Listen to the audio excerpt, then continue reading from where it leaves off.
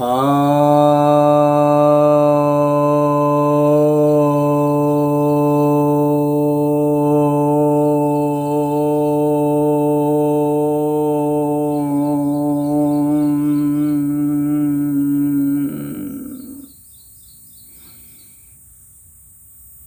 भक्तजनों को सप्रेम नमन।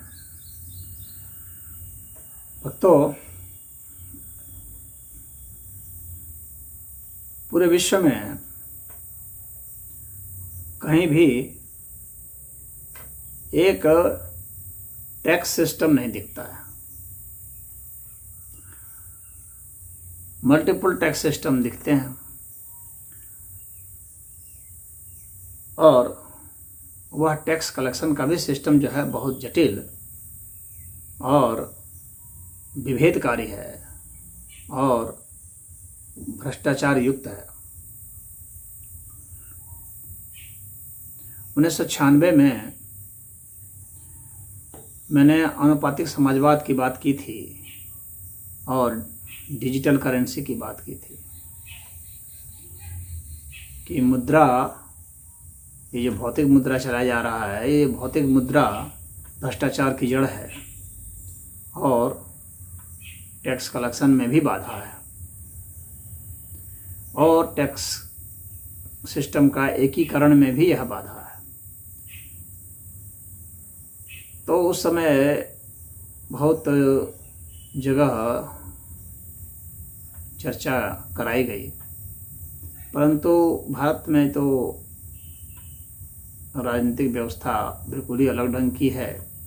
यहाँ तो सिर्फ वोट की खातिर ही कुछ करने की बात होती है, लिहाजा वे तो कुछ ध्यान उतना नहीं दिए। परंतु मैं कहता रहा, लिखता रहा, जो भी मिलता रहा उसको बताता रहा। आनुपातिक समाजवाद में 20 और 1 के अनुपात में धन का वितरण अनिवार्य है अगर समाज को सुव्यवस्थित रूप से चलाना है, तो न्यायपूर्ण ढंग से चलाना है तो, क्योंकि प्रतिभा का अंतर भी एक मनुष्य दूसरे मनुष्य के बीच अधिकतम दूरी जो है वो 20 और 1 के अनुपात में ही है।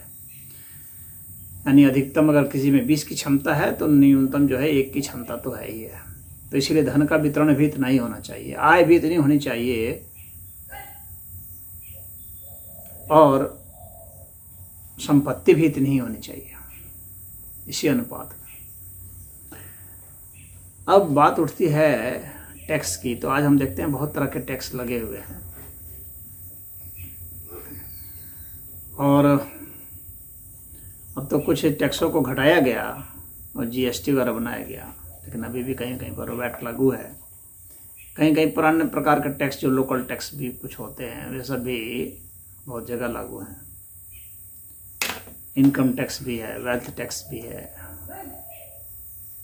हाउस टैक्स है, बहुत सारे टैक्स हैं। म्यूनसिपैलिटी में आप देखेंगे तो बहुत सारे टैक्स। अब इतने तरह के टैक्स से तो मनुष्य तो डिस्टर्ब हो जाते हैं, किसका हिसाब कौन रखेगा, कितना हिसाब रखेगा। व्यापारी भी परेशान तंग हो जाते हैं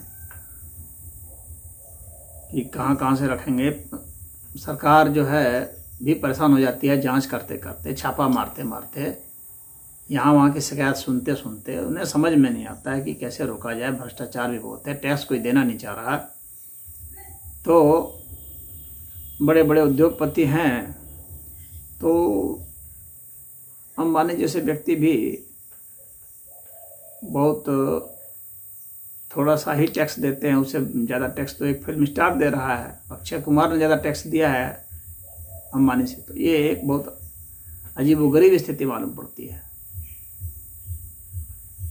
तो अपने धन को छिपाने की व्यवस्था बहुत चार्टर्ड अकाउंटेंट के माध्यम से बहुत लोगों ने कर लिया है और सरकार को इससे बहुत नुकसान होता है।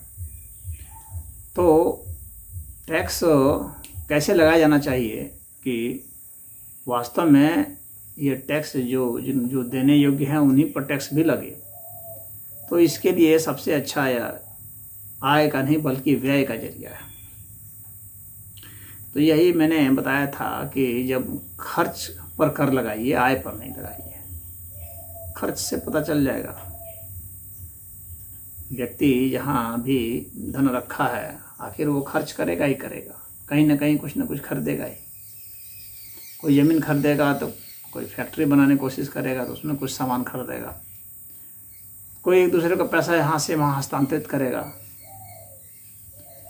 तो कोई शादी ब्याह करेगा उसमें खरीदेगा, तो गाड़ी खरीदेगा, तो कोई चुनाव लड़ेगा उसमें खर्च करेगा। तो हर व्यक्ति का खर्च का पता चलेगा। कोई दुकान खोलेगा उसमें पता चलेगा, कोई होटल में जाएगा वहाँ पता चलेगा, कोई घूमने जाएगा वहाँ पता चलेगा। कहने का मतलब है कि वह हर स्टेप पर खर्च करेगा। तो जब खर्च करेगा तो खर्च पर ही टैक्स लगना चाहिए, लेकिन यह संभव तब तक नहीं है जब तक कि करेंसी का डिजिटलाइजेशन न हो जाए, यानी अंक मुद्रा प्रणाली न शुरू हो जाए। भौतिक मुद्रा से संभव नहीं था कि खर्च पर जो है कर लगाया जा सके।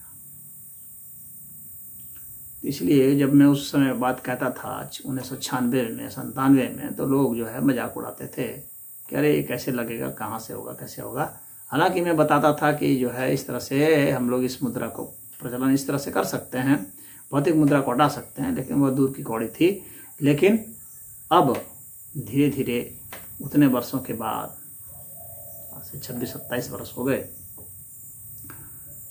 तो उतने वर्षों के बाद अब जब सबके हाथ में स्मार्टफोन आ गया है, सबके बैंक अकाउंट खुल गए हैं, खाते से खाते पैसा ट्रांसफ़र हो रहा है, और सरकार ने इसका कैलकुलेशन भी कर दिया है कि कितना यूपीआई के जरिए लेन देन हो रहा है।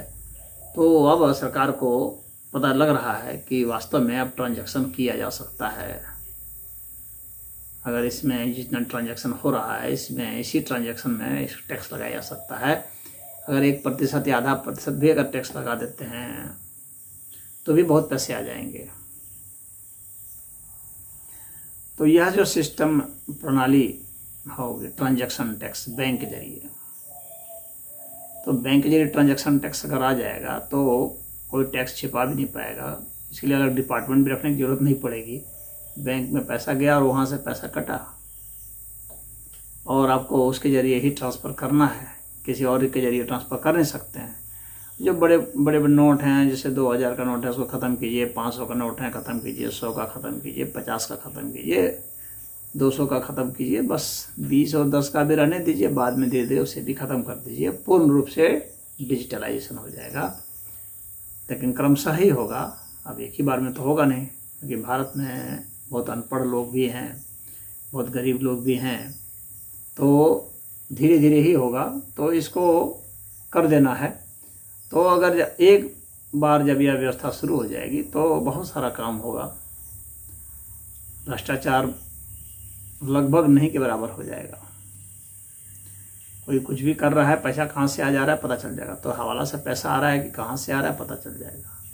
कोई जिहाद के लिए पैसा दे रहा है पता चल जाएगा। कोई जो है आतंकवाद के लिए पैसा दे रहा है पता चल जाएगा। तो जब पहले से ही पता चल जाएगा तो इसको देखा जा सकता है। कोई छिपा के पैसा रख नहीं पाएगा, गाड़ के रख नहीं पाएगा, और घर में अलमारी में और कहाँ कहाँ से कौन कौन तहखाना जैसा बना बना के पैसा रखते हैं वहाँ नहीं रख पाएंगे, ब्लैक मनी नहीं रख पाएंगे। और जो भी संपत्ति है, अचल संपत्ति, उसका भी सब जो है आधार कार्ड से जुड़ ही गया है और जोड़ दिया जाना चाहिए। तो सबका पता चल जाएगा कि किसकी संपत्ति वास्तव में कितनी है, और उससे हम लोग आनुपातिक समाजवाद की भी स्थापना कर सकते हैं। मनी ट्रांसफ़र करके एक खाते से दूसरे के खाते में ट्रांसफ़र करके कर सकते हैं। तो जो टैक्स चोरी करने वाले हैं वो बच नहीं सकते। और झूठ मूठ के जो इतने सारे डिपार्टमेंट बना रखे हैं टैक्स के कलेक्शन करने के लिए, इनकम टैक्स डिपार्टमेंट, तो सेल टैक्स, तो फलना टैक्स, बहुत सारे टैक्स जो बना रखे हैं, हाउस टैक्स, तो वेल्थ टैक्स, इनको कलेक्शन करने वाले भी जो हैं इनकी भी ज़रूरत नहीं रह जाएगी। सरकार को बहुत छुटकारा हो जाएगा, बिना मतलब का खर्चा बचेगा और टैक्स कलेक्शन बहुत होगा। वन टैक्स सिस्टम जो था ना वो चाणक्य समय भी था।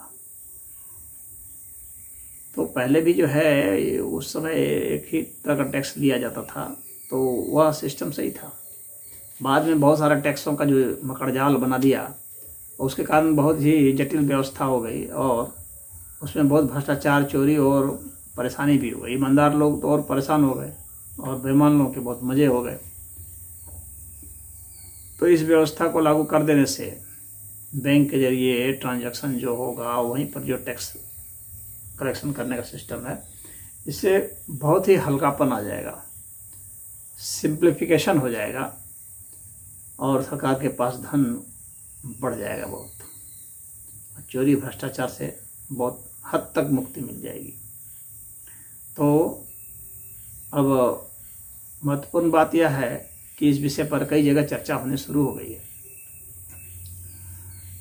मुझे तो 26-27 बरस हो गए कहते हुए, लेकिन अब खुशी की बात यह है कि अब चर्चा का विषय हो रहा है, क्योंकि अब कुछ लोगों को दिख सकता है, अब कुछ लोग कैलकुलेट कर सकते हैं। उस समय तो सभी को नहीं दिख सकता था,